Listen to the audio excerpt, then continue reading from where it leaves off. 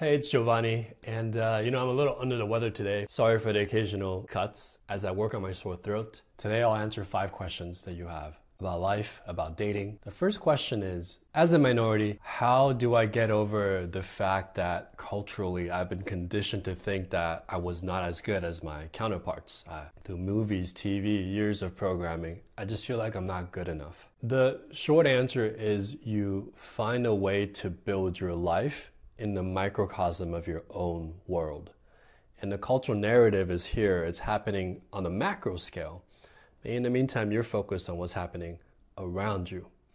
And when you build that sphere of influence, you build it with things that reinforce your strengths and reinforce the things that you want to believe, that you see to be true in the world. The slightly longer answer, as a diplomatic kid, it was so interesting to watch in the 90s when I went to Washington, D.C. I was learning English in 2nd grade, and I saw like a bunch of kids, and we all got along pretty well. Then I went to Asia, and I saw how differently the white kids were treated in Asia. They were being bullied. And then what's funny is I went to Malawi, which is in Africa. And in Africa, the kids were being bullied for not being black. Back then, we didn't have social media. There was no TV. We didn't even have a movie theater in Malawi. But what I got to see was how humans behaved whenever someone was a minority. In every social structure, right, no matter, you can separate it by race, but you can also separate it by class systems, by belief systems. Back in the day, the Catholic Church, like whatever systematic hierarchy is being established, the minority always adheres to the majority that set the rules. And you can't let that level of effect really influence your day-to-day. Assuming you live in a free society, right, where people have the basic standards of living and you're free to do most of what you want to do, you have the power to create within your own sphere reinforcements of that. So I made friends with non-Asian people, Asian people and non-Asian people. I had a close group of friends. I made friends with girls. I started dating girls in my culture, outside of my culture. Slowly but surely, I started reinforcing myself that, hey, I can do this. And I found my strength through, public speaking. I found my strength through salsa dancing. I found things I was naturally good at. And I would go there and people would appreciate me for my skill set, not because of how I looked or what race I was. And it just continually got reinforcing data points, experiences of me being in my strength. And the more you work that muscle, the more you see it every day, the more it becomes your reality. And so you're no longer influenced by these macro factors that are happening that are really beyond your control. And I always knew that human beings behave in predictable ways when you look at the macro. And so when you go to a different country to get a different perspective, when you change the socioeconomic order of a particular society, you see the same trends kind of happen. And so then I realized like people behaving a certain way towards certain cultures is the same as the sun setting. It's a part of nature. It's a part of like universal behavior of our species. And I learned to not take it so personally. And so I eliminated all the negative emotions, and then I started building positive reference points. And that's how I got to a point where I realized like it's not a big deal. And I can build my own life, and I have the power to do that. And then that superseded any kind of negative emotions I had about whether or not I was Asian, or whether or not you think you're a certain culture, or you're short, or you have certain qualities that you don't quite admire about yourself. And, those become eliminated once you have your own reference experiences. Question 2 is, should I be doing online dating? The short answer is yes, you should be doing it because it's going to be growing, continue to grow.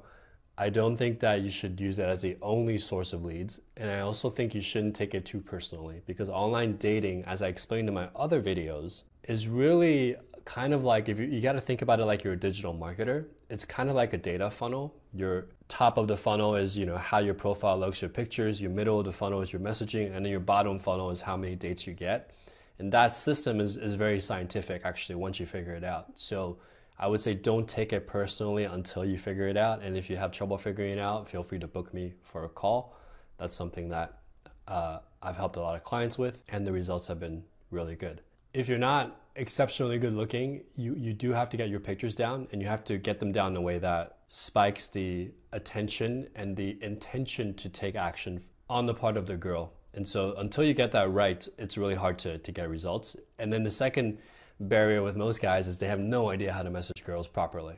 And so they're making the mistakes that like 90% of other guys make. Hey, how are you? How's it going? They're talking like it's like a buddy.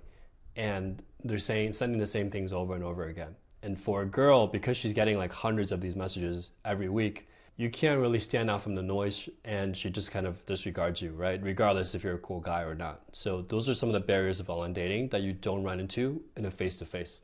In a face-to-face interaction, I have to immediately right away display some type of draw, some type of personality where she's like, this guy seems interesting. And because there's so much social pressure to do that, you're going to get that very quickly if you make mistakes. When you're going out in the field and just practicing in person, you'll be like, oh, I get it now. Okay, I understand the flow. Let me correct this. And that correction happens very quickly, especially if you have got the right guidance. Should I be watching YouTube videos to learn dating? Yeah, my channel. But to be honest with you, YouTube now has gotten to a point where it's really beneficial to grow a channel, but there's so much like clickbait stuff to kind of game the algorithm that I would actually caution you to limit your time watching YouTube. What I would suggest is what my martial arts teacher taught me.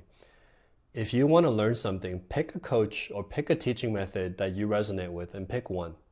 And then just focus on that one thing and just learn it. When I was learning Jeet Kune Do, my teacher was like, well, if you want to learn something else, pick one thing and master it. So for example, if you want to do grappling, do some groundwork. If you want to learn how to box, then do boxing for the next few months. Figure out that skill set up to a point where you memorize the basics. Then you can take those basics, learn another type of fighting, and you can combine and mix and match the two. But until you get to that tipping point of, I have the fundamentals down, if you're jumping from like different things to different things, like YouTube does a lot of, which is like, watch this video, now watch this video, now check this out. It's like, yo, there's too many things going on. And sometimes the advice is conflicting or appears conflicting because you haven't taken the time to really absorb and understand the base level, first level principles of what attraction means. It can be quite distracting. So I would say watch some YouTube, then turn it off. Back in the day, I would use, there was a show called Keys to the VIP, and I would watch these infields and I'd just like take notes of all the things the guys are saying. And I'd arrange all of the sentences to different phases and interactions. So I'd be like, oh, this is how he gets the girl's attention. This is what he does to start a good, funny conversation. This is like, these are the jokes that they use. So I focused on one thing at a time, and I went out there and I mastered it. And I would deliver the lines. I would learn what that felt like. I would see like the variations of responses I got. I would come back and then I would like refine. So focus on one thing, get the feedback loop happening, and then refine your process. And it gets to a point where you will know like exactly what to say in different moments and each step of the process. So these days I can go up to a girl, start a conversation, take her through an interesting conversation, and get a number, and then see her again on the first date or having a date right there. So these are skills that you acquire, and in order to do that, there needs to be a level of silence and presence and focus that you can't get from jumping from YouTube video to YouTube video. Make sense? What's different about infield training, and should I do it? Yeah, if you can afford it, highly recommend it, because what you're getting in infield training is a level of energy that you can't absorb through video. And you also notice when you hang out with me and my crew that there are certain micro expressions or certain little cues that you won't notice that I can't really teach you through video that you'll pick up when I interact with the bouncer, the doorman, the girls, the friends, the allies, right? And you'll see like, oh, that's how he transitions, that's how he moves, that's how he kind of deals with those type of people, and that's how he deals with social pressure at this moment in time, at this moment in time, and at this moment in time. When I went to my first Tony Robbins event, I've read his books, hundreds of times, but when I was at the event and I saw him delivering it, I was like, oh, I got it now. It wasn't just a logical concept. I got it, but then I saw it with the emotion. I felt it. I felt the experience of that. And that experiential absorption of that information, you can't really replicate that virtually. What's the best way to get good with women? It depends on where you are, but I would say two things. Number one is immersion. So I highly recommend either befriending someone who's really good with women and hanging out with them a lot, which is what I did, or you hire a coach and you go see them in person. And sometimes they have these weekly residentials where you spend the whole week there. That would be great. Even 3 days with the right coach will really allow you to absorb a lot of their vibe. And that will give you a level of insight and momentum that you wouldn't get otherwise. But here's the key to get true mastery. I also learned this from a Tony Robbins event, right? One of the people asked him, well, Tony, you know, I do great, even a week, 2 weeks, some people 3 months after Unleash the Power Within, right? The UPW event. But like, you know, after that, he said he went back to his old self. And Tony was like, well, yeah, this is what we call training the muscles, right? It's like, you don't expect, you know, to work out once and you're good. It's an ongoing process.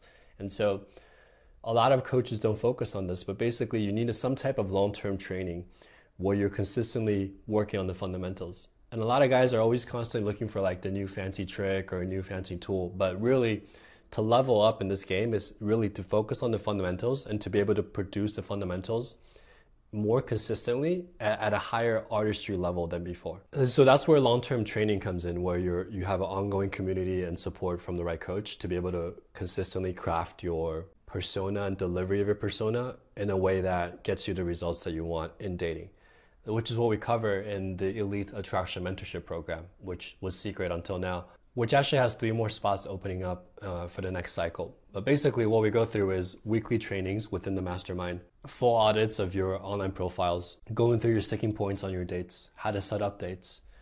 I even give you access to 3 of my girls where you do mock dates and mock approaches, because it's so important to be able to practice with a girl and get that immediate feedback as to exactly what you could be improving and what's going on with that process. And then the weekly support from guys that are like on the same path is super important too, just to keep you motivated, to keep you inspired even, to see that results are possible, to not only see it, but to believe the results are possible because the people that you're hanging out with are actually doing the same things and actually getting results. That belief factor, I feel like is a big part of what's missing once you have the right steps and you're learning from a coach who actually knows what he's talking about. I have a question. Should Will Smith have slapped Chris Rock? You know, I think I'll do a separate video on that one because there's a lot of interesting psychological lessons there from that video. So I'll do a separate video on that.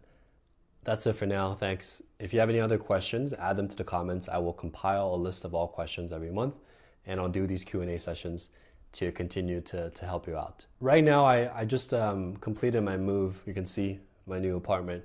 So if you're curious about how you can improve your life, dating or otherwise, there's a link below with resources, but also there's a link to schedule a call with me. You may want to take advantage of that because on these clarity calls, it's your chance to really ask me anything and for me to even help you craft like a roadmap. And it's coming from me, someone who's been through that path, who've done that at a very high level. And I can just give you really quick pointers. If we can help you further through our products, through other training programs, feel free to check out the links in the description, and I'll see you in the next one.